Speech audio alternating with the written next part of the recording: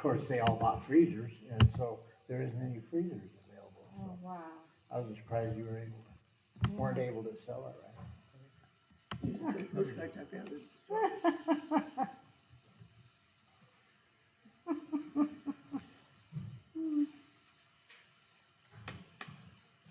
Nice job, those are cute.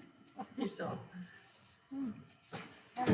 So how are you doing? It's a lot nicer today, wasn't It it? was cooler today, but you know, our house, they must have insulated it really well because we haven't turned on even the fan in Yeah, the yeah. ceiling. Yeah. That's good. All right, good, we're up. Yeah, mine stays pretty cool. Sometimes when it's really hot outside, about 6 or 7, it starts feeling a little buggy inside, Yeah.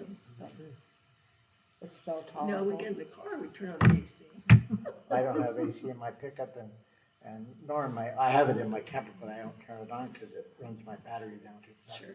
But I can run the fan on the AC, the air conditioner. yes. So at least I have air circulation. Right, yeah, and But, that, but I don't turn on the air conditioner. Well, it's 6:30, it's time for us to get started. We Where are is in Romans 7 and 7. This section is the law and sin. I know we're a little light tonight. I know Bob is here. well, they're outside Well, or someplace. Here it comes. good evening, Bob.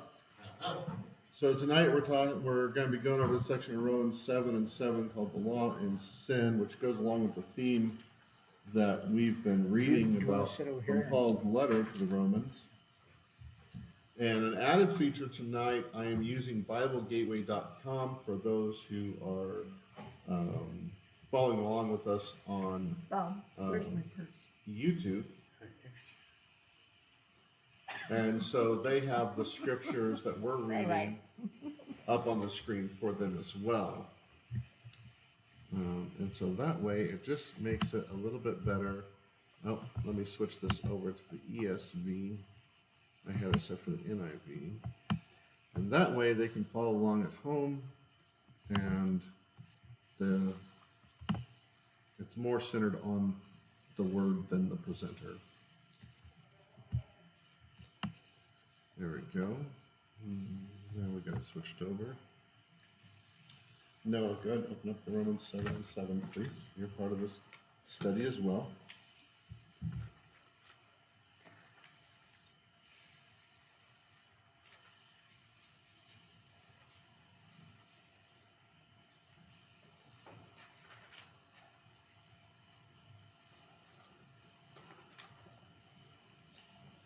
All right.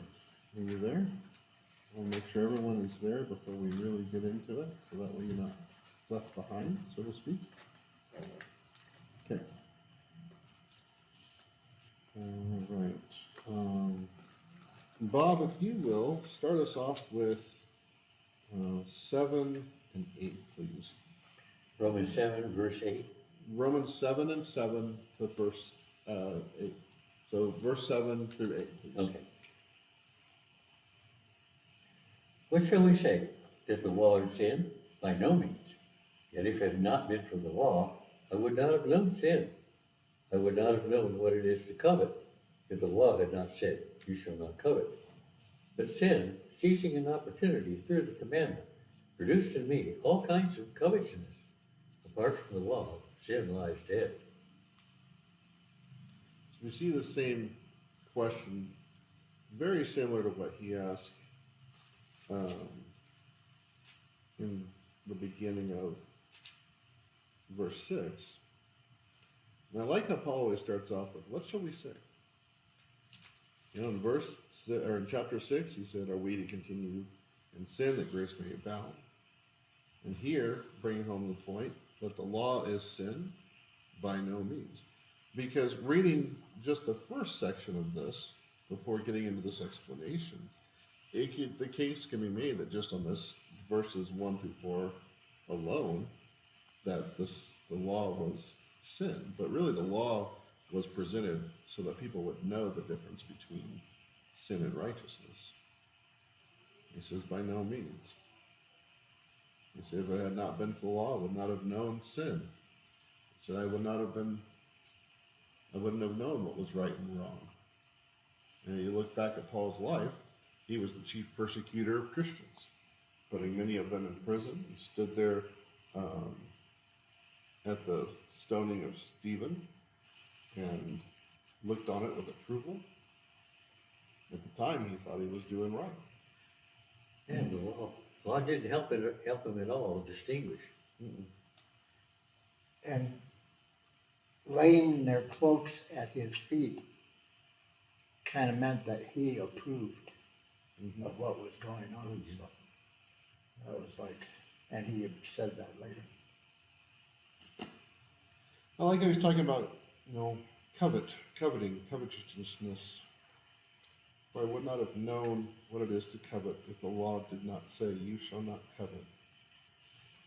This idea of coveting things, I think, is something that's very common in our country and in our society, and we don't call it out for what it is. Back in the old days, he used to make the analogy of keeping up with the Joneses. Well, my neighbor has got this new fancy car, and I want something like that. I mean, and it's something we've all fallen into one time or another in our life. I struggle with it sometimes in a different way, with how I feel is not important, but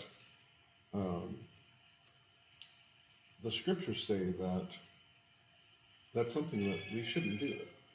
Coveting is wrong. But Paul says if he did not know what the law, which says you shall not covet, he would not have known that coveting was wrong.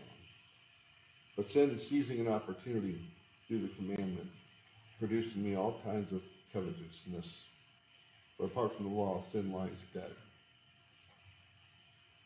Interesting how he says here that sin is seizing an opportunity through the commandment. And things like this almost make it sound like sin is alive somehow, like it's a creature. It's waiting for the opportunity. I think back to the temptations of Jesus, where after he had resisted the devil in the desert, it said the devil left him until a more opportune time.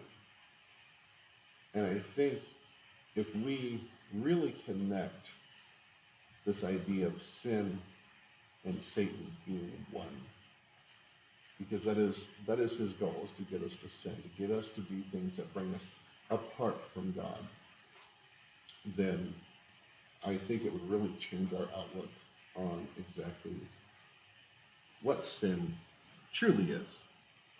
And, yeah, we are.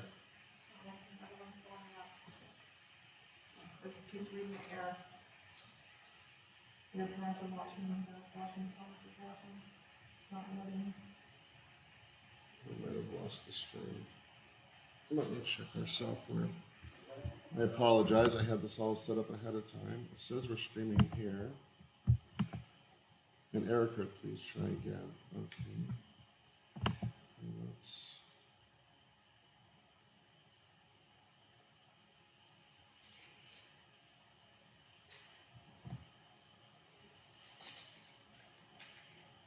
Well, it's nice to know we have other people that are tuning in. Yeah.